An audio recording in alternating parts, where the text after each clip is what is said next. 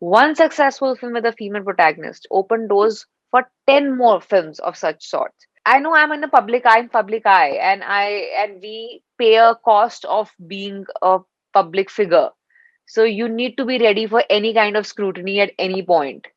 Can be IT, can be NCB, can be anything. I really don't get my PR involved in my social media. When you've not really done anything wrong, then I don't know why should I fear? Where are those 5 crores? I also want to know. Is it criminal to ask questions? Hi, Taapsee Pannu, and welcome to our Women's Day special. Great to have you with us. Thank you. Thank you so much.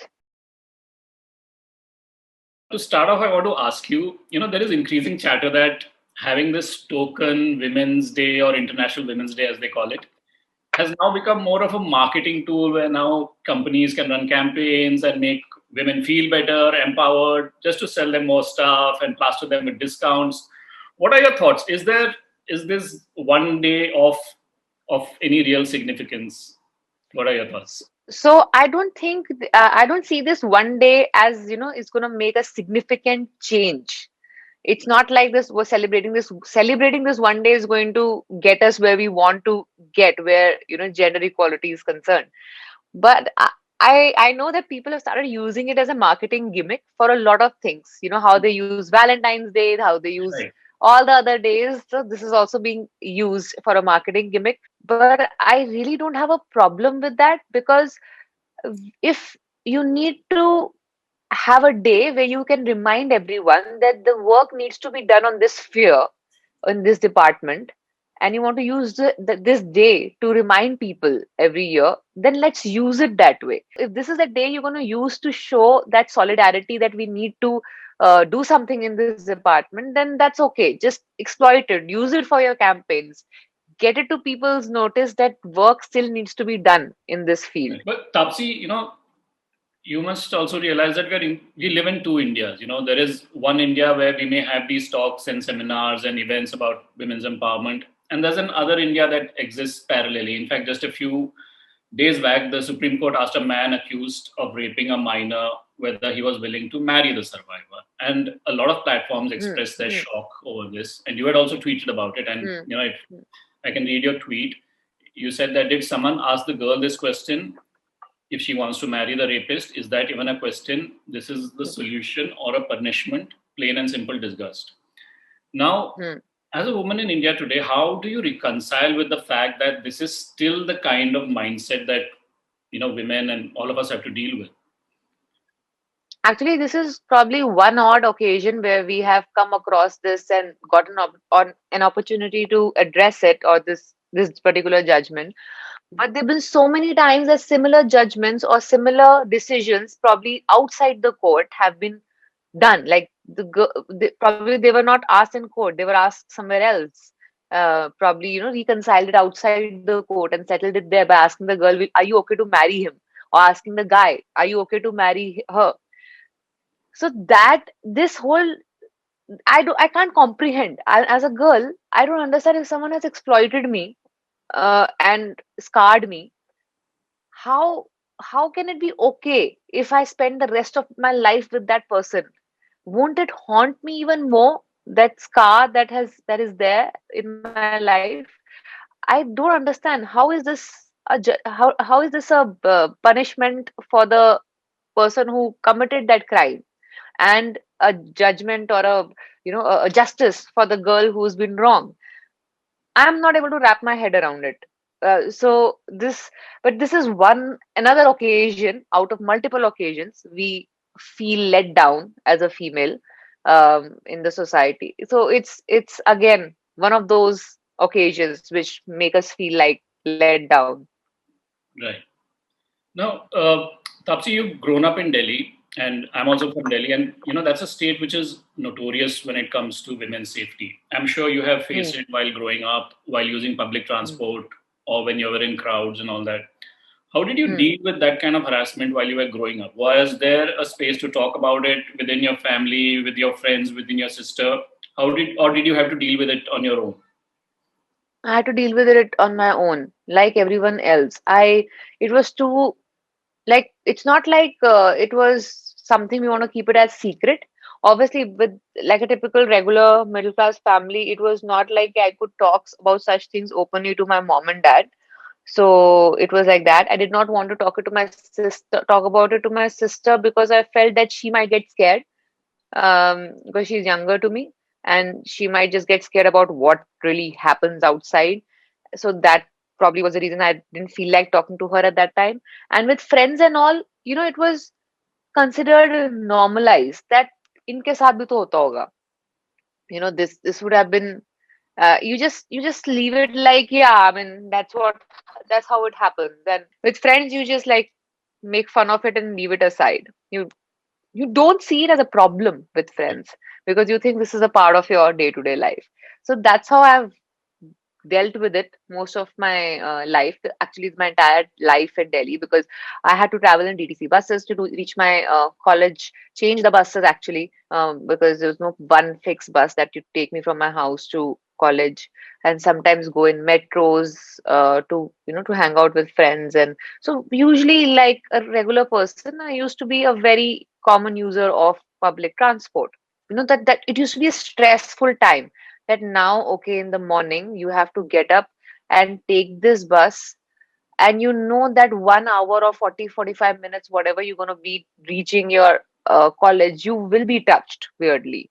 You will have awkward stares and rubs, and you have to somehow just numb yourself for those few minutes from the time you're going home to college or coming back, and just like feel like, okay, let it go, let it pass, kind of a thing, which used to be very troublesome. And thankfully, after I turned 18, post that, my father was kind enough to give me his old car to drive to my college and back. So yeah, so that kind of made things relatively okay for me after second year. Was it when you stepped out of Delhi, probably to work in, South Chennai or Hyderabad, or when you came to Bombay, actually, that you felt that, you don't need to go through this? There's actually a life a woman can lead where she does not have to think 10 times before stepping out after 8 o'clock or using the local train.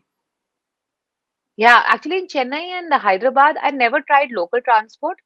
So can't really comment my on experience there, but definitely in Mumbai, when I reached Mumbai, actually when I was there for like couple of occasions, even before I started full-fledged acting, I used to come to meet a friend of mine there, and she used to take me out in the night at like 11 o'clock, 12 o'clock, to have a roll somewhere. It's a famous place. Let's go and have a roll there, and let's just go and I'll show you these places in the night. It's less of traffic, so it's easier to see. And I was just so appalled in the beginning. This life was new to me, that you're walking on road fearlessly. Nobody is bothered and nobody's bothering you. It was a, I remember it was like a different experience for first some few days. I used to look forward to coming to Mumbai only so that I can just walk out without getting bothered about being touched wrongly or even being stared at in a wrong way. I have not even felt people staring much here when you walk on the road or whatever. I tried local trains at that time, at odd hours, at regular hours. All of this in Mumbai, I have tried, from auto to bus to local trains, everything. I have had that experience. I had, just for the pure joy of not being touched and rubbed on the wrong side, on the wrong way. So I've experienced that, and I was so thrilled. And that was one of the reasons why I was, looking forward to living in Mumbai when I eventually moved here. Okay, okay. Now, Tapsi, I want to know, as an actor, as a female actor, do you also see yourself as an agent of social change for your film Pink, for example? Popularize the no means no phrase so well across to the public. So when you choose to do a film like Pink, and do you also bring out all the anger and frustration that you have had personal experiences with, and also hope that the film will probably change something in society, maybe for other girls growing up, and they won't have to face probably the things that you had to? Uh, I, well, definitely, I channelize my experiences in these kind of films and the roles I do, because that kind of brings out the reality and realism in my performance. because I have to derive a lot of inspiration out of my own experiences or what I've seen personally around me. Definitely that happens. But if you ask me, if I look at my films as a source of change, or like they can actually change society, I'm not very sure. Otherwise, after Pink, no rapes would have happened, no Correct. molestation would have happened. After the way the film was so successful and people remember that dialogue so well. But it doesn't happen. So what happens is, I feel my films, whenever I do these films, I feel they'll bring about an idea of change, or that let's look at this from this point of view also. At least present a different point of view to the audience and let them ponder on it and think over it. So just to present them with a viewpoint which is not the generic or mass driven viewpoint about a particular issue which is like an elephant in the room. So that is what I do with my films. And then it's up to the audience. Then it's in an individual's hand to actually follow that and make that change happen or no. That's not in hands of me, or in my hand, or in my film's hand actually. True. Fair enough. Fair enough. Fair enough. Now, in 2019, you did Badla. You played Naina Sethi, the protagonist. And I don't think many people I know was that when more the like script, the antagonist.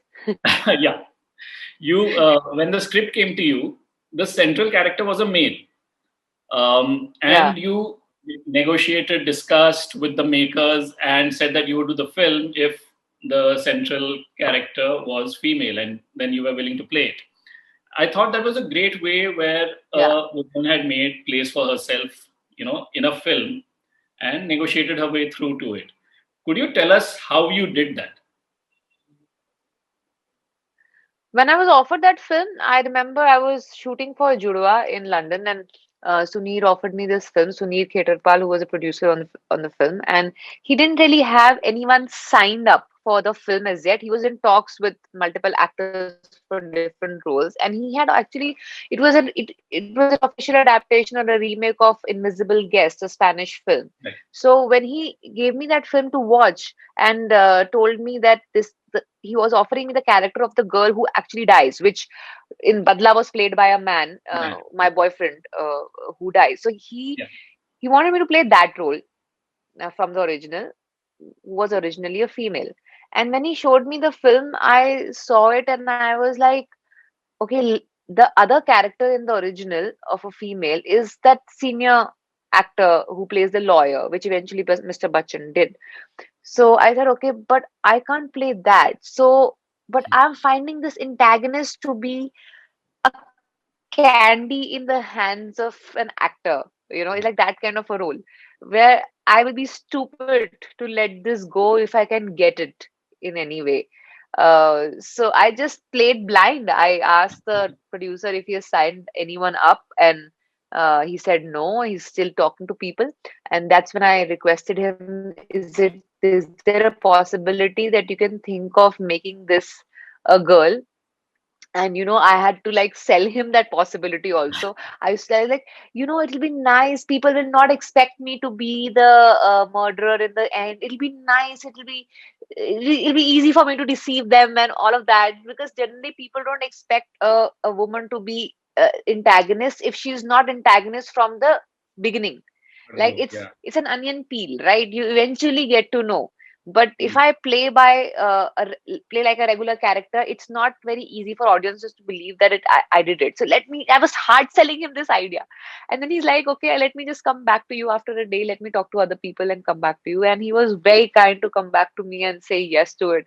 So I became the first actor to sign and come on board that film. Then we didn't have a director, we didn't have a co-actor, nobody. It was just Sunir who had signed me up.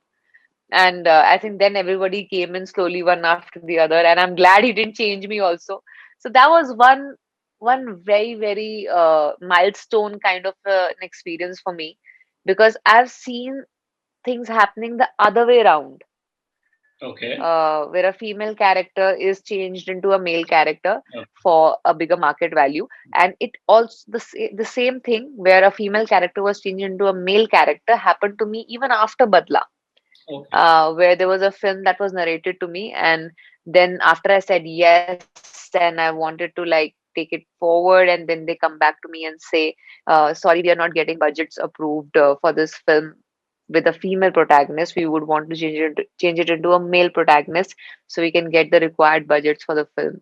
So they did that also. So it's not like it's finished, that disparity is over. It's not like that. I was just lucky that I my producer believed that this can still work even if the girl is taking the center stage, which is great. Now, related to this, since Badla was such a big success, Hmm. you're now one of the actors who can carry a film on their shoulders. Has this gender Hmm. pay gap thing in the industry bothered you? Because you work on a film for X number of days, and a male star works on a film for an X number Hmm. of days, and yet he ends up charging a bigger fee. And I've spoken to a couple of actors in the industry about this, both male and female, and they've reasoned it out by saying that because a male star can guarantee an initial draw at the box office, it is reasonable enough. Do you agree with that argument? Hmm. See, you want to ask me this question on basis of ethics or basis of business? If you ask me basis of business, then they are right in what they are saying. If you ask me ethically, is it right? Of course, it's not. Right, But eventually, it takes money to make a film. Unfortunately or fortunately, what to do? It takes money to right, make a film. If it's not just like 150 happy people just come on set without bothering about their bank accounts and their food and living, and then decide to make a film. So it doesn't happen like that. So if it's business, then we need to figure out how to make it work as a business so more films can be made. So this is a right, cycle, which, where the audience is also a part of the cycle, makers are part of the cycle, and the actors are also a part of the cycle. So we all need to make sure we are doing our bits in the cycle to expand and to make the change happen. The more audience comes into the theater of a female-driven film, more directors would want to make the film, more producers would want to spend on the film. And if the film makes money, they will give that protagonist the money. I have seen myself, I've increased my salary with every successful film, and my producers have been very happy and kind to give me that salary. They were not like, Acha, you're charging this much, we'll replace you with someone else. And because I also was reasonable in demanding something I knew I could guarantee them, so they will not end up making losses, so they can make more films with more female protagonists. One successful film with a female protagonist opened doors for 10 more films of such sorts. So correct, right now, I feel as female protagonists in the industry, our focus should be in making successful female driven films, because then couple of years from now, maybe not in my generation, maybe for the next generation, we'll actually never talk about this pay parity and this gap, because things will become equal, but we can't give up right now. This is the transition stage we are in. Um, Tapsi, going back to, we spoke about safe physical spaces for women. Now, there's this whole virtual space online too, where death and rape threats to women who are vocal or think against the tide is so normalized. We've seen cases where women journalists, comedians have been seriously harassed online and they get, rattled. Hmm. Do you find yourself getting rattled by trolling online? I'm not talking about the one-off comment here or there, but targeted IT cells who are sponsored to go after you. Are there threats to family? Hmm. Because Anurag Kashyap is somebody who's an example who got off Twitter because he couldn't handle the kind of trolling he was getting and the threat to his family and all, and he thought it was better to stay off. Do you get rattled similarly? Hmm. Not anymore. In the beginning, I was, when I was relatively new to social media, and people were relatively new to seeing a female actor having a certain opinion on social media. So Right, that point, that trolling, that planned campaign against someone who speaks up, all this used to bother me, and but it was never like it'll make me lose my mind. My way of replying used to be more like just beat it with sarcasm, which I generally do in my life, even off camera or when I'm not really in the actor mode. So that way I used to deal with it. Now it has started reaching a little that stage of indifference, because I have tried to understand over the past few years the psyche behind doing this, and I've tried to understand that how. this is actually a good thing that is happening to me, that people are trolling me or having a proper campaign set, and people are getting paid to troll me. I find it actually, I figured out a very positive side to it, because I genuinely feel they are my closeted lovers, because they are spending their time, effort, and somewhere money to give me time and attention. Who in today's day and age has time and attention to sit and abuse someone consistently? So if you're giving me that time and attention, that means I'm of that value for you. That every time I say something, you feel like I have to reply to her. That means I matter. So you're actually giving me a place in your heart, because you genuinely like feel like going after me every now and then. Indifference, on the other hand, is the biggest killer. So if you want to really kill someone's confidence, or kill someone's that Self in worth. attitude, or whatever you want to call it, yeah, so you have to be indifferent. By showing hate, you can never put that person down, because you make me feel more in power when when you hate me or show me that, because I feel like I matter. But tell me something. Do you think twice before tweeting? Do you run your tweet by someone before pressing the button? We spoke to an actor recently, and she said that she even runs her tweet by her lawyers before putting them online. Some of them, at least. I don't really have no, I don't have that filter right now, that I run it through lawyers or anyone else. No, not even my PRs. I mean, they are themselves like end up having getting surprises when I tweet something that they are totally clueless of what I'm going to do next. I really don't get my PR involved in my social media, and nor my management. It's only me. And yes, but I do think a little in terms of, am I hurting someone? Is it out of impulse that I'm writing something which might be hurtful? So I just filter that much out. It shouldn't look like targeted hurt towards someone. I Because I follow the criteria of hate the sin and not the sinner. So I always double check with, am I being hurtful towards someone in particular? It shouldn't come across like that. That's the only filter I have. Okay. One aspect of the online trolling against you that I've noticed is that, and it's most ridiculous, is an attempt to shame you by posting pictures of your earlier films. We see an actress who's started out, struggled her way, carved a place for herself at the top, and they believe that they can probably shame you by showing those pictures or some gif or something like that. How do you react to that? And No, especially but when it that's comes to, I'll tell you what, that's not just me. Suresh, that's not just me. If you see any actress, I'm talking about any, you see the trolling that they go through. And actually, for some reason, I feel even actors, the idea, these trolls, they think that they're gonna show us our pictures, which are not in the most beautiful and the glamorous of looks, and we'll get embarrassed. I think they're forgetting that we were fully conscious when we decided to come in public eye. It was not like we were drugged and kept in front of the camera and made to do things. We were fully aware. We have seen these films. They are available on public platform. We know how we looked back then or whenever. right. So this doesn't work. Morphing my face also on someone else doesn't work, and they do a very shoddy job. Let me tell you that in that. So this is like a very childish, the school kind of, in school you fight with each other, that kind of trolling that they stoop low to, which is definitely not working, and it happens with every actress, every. Right, right, right. No, over the years, you've evolved as an actor. There must be several roles which you have done before, which you won't do now. And similarly for endorsements, I, for one, know that you turned down an event because it was being sponsored by a fairness cream brand. Is that something that you feel strongly about not taking up certain kind of endorsements and not being a brand ambassador for certain products? Yeah, because I don't want to endorse products I don't consume. Because I don't think I'm. doing justice to the person I am and to the image I would want for myself and my films.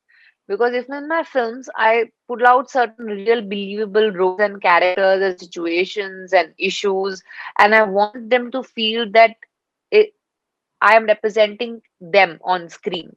I would want that to happen even in the case of my endorsements.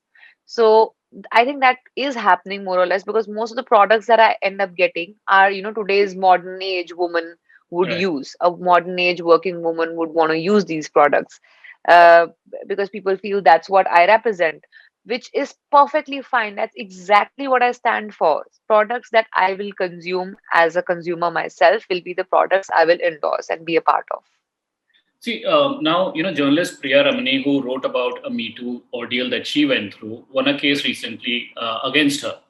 And you had tweeted saying that Hmm. this brings a ray of Hmm. hope that somewhere something is keeping our hope in righteousness alive. Having been a part of the Hmm. industry now 2 years since the Me Too campaign ran in India, do you see any changes around you? I'm sure you yourself probably would have never faced any harassment in a direct way. But about, let's say, studios becoming Hmm. more careful in their I've been approach, lucky that way. creating safer workspaces, co-actors being more tactful in dealing with each other, and perhaps an overall increased state of awareness in respecting boundaries, not just in for actors, but hairstylists, makeup persons, art directors, choreographers. It is there's a big difference.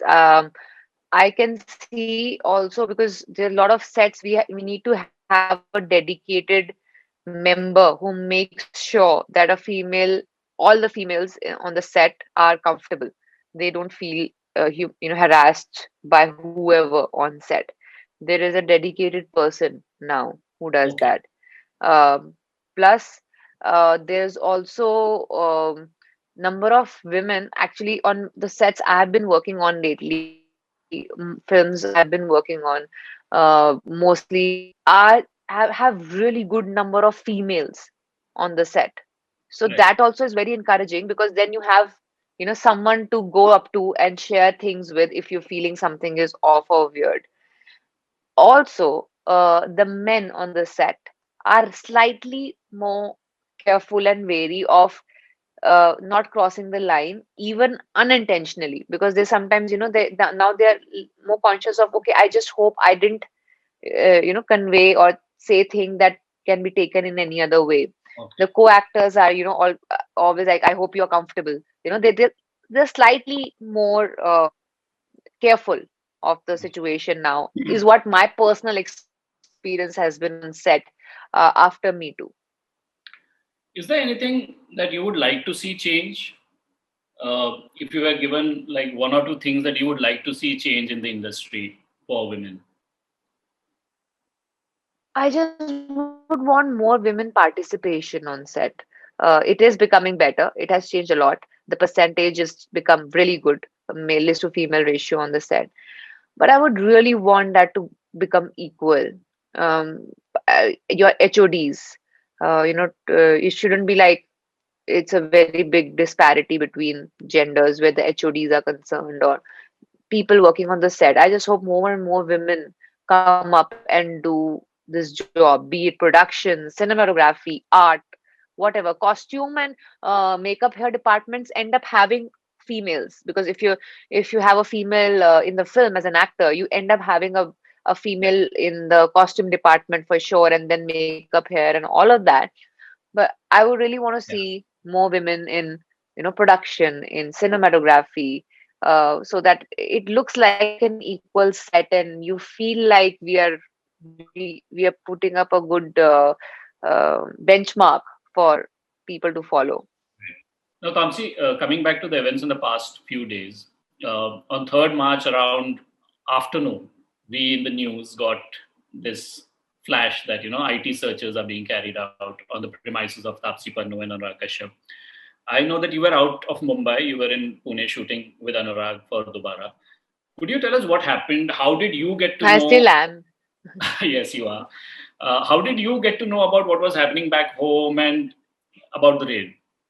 No, but I was told. I mean, when they came and visited me, they told me that my residences in Delhi and Mumbai are also being searched simultaneously. I was informed. Okay, okay. Did you expect something like this to happen? Was your family worried for you? How did they react to it? I don't think I expected that security raid will happen on me. I did not really expect, but uh, my family especially, definitely they didn't expect because for them it was like very, very out of the blue and they didn't see it coming at all. So they were more perturbed because they were like, okay, they didn't expect it at all. But then I was like, uh, I know I'm in the public eye, and we pay a cost of being a public figure. So you need to be ready for any kind of scrutiny at any point. Can be IT, can be NCB, can be anything. So I think last couple of years or last couple of months, let's just say, has already made me aware that anything can happen. This is the cost you have to pay for being a public figure, and I'm perfectly okay with it because when you've not really done anything wrong, then I don't know why should I fear. So if I've done anything wrong, if there's a human error, I'll pay up for it as a punishment or whatever is I'm supposed to do. But I am not a criminal, I know. I have not done anything illegal criminally. So I am not scared of any of those consequences.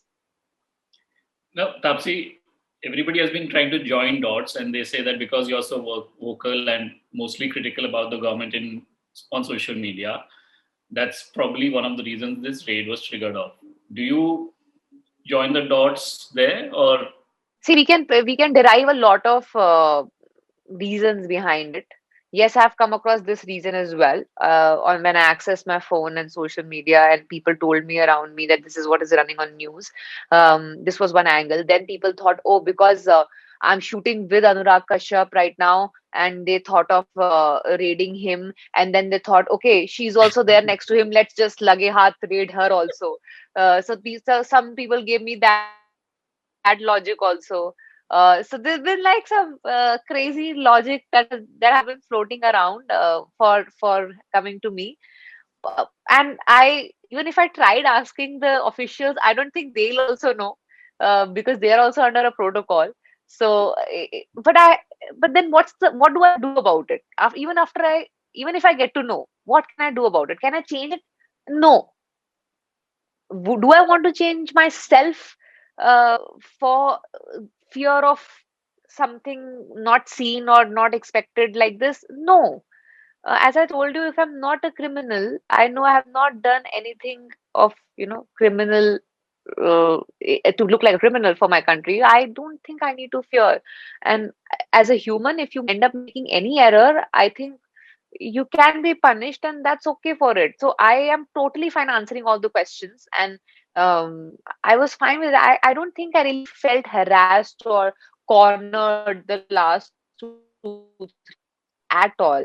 They were thorough professionals who came in, and very calmly and very smoothly the 2 3 days went away. And yeah, I mean, I didn't really feel harassed or cornered by them. It was only the way selective media started highlighting it, that whatever was found was only me. So there were 22 centers that were raided, is what I get to know. And the IT department put out a statement, okay, this and this and this was found. And they did not name who who? was found with what, because that's their protocol. They don't really name, right? But just because it's a leading actress, and my name was the only name out of the 22 that came out, they just didn't bother about knowing the remaining. So that half journalism that happened there by that section of media, of not knowing the entire list and just putting that and that together and say, oh, leading actress, only leading actress, because you don't want to know the remaining list and you put it together, it's her. So I am sitting and thinking, where are those 5 crores? I also want to know.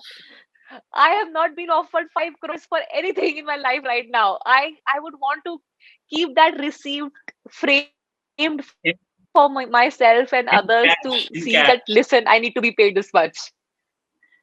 In in cash, check, whatever, I need to be paid this much. I've never been paid this much amount. okay. You also clarified through a tweet that you were not raided in 2013 for um, a statement which was made by the finance minister. Yeah, then I was, yeah, so I was really surprised to know that. That was very surprising because, you expect, obviously, Finance Minister of India to actually have clear facts. She's, on one hand, she's perfectly right in actually saying that why is such a big issue being made out of it, because IT raids keep happening to a lot of people very frequently. She's actually right in saying that. But I didn't understand the other part of the statement when she said the same people were raided in 2013. I understand maybe she's talking about Anurag and Vikas and I don't know, all these people must have been raided before. I don't know. But I wasn't. So Right. now I'm a part of that list. And if she gives a generic statement like that, I was like a little surprised and shocked there that why would she of her stature would want to make this kind of a factually wrong statement that the same people were raided in 2013. So I felt the need to correct it, correct, at Oh. least present my stand there, and I did.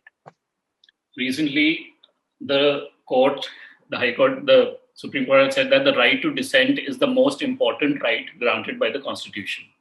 Do you feel that the space for dissent is increasingly getting muffled in India today? In fact, Freedom House has just published a report in which it has downgraded India's status to partly free in just a couple of days back. Hmm. Hmm. So what do you think? And is Taapsee Pannu going to be the same Taapsee Pannu who used to tweet as she used to before?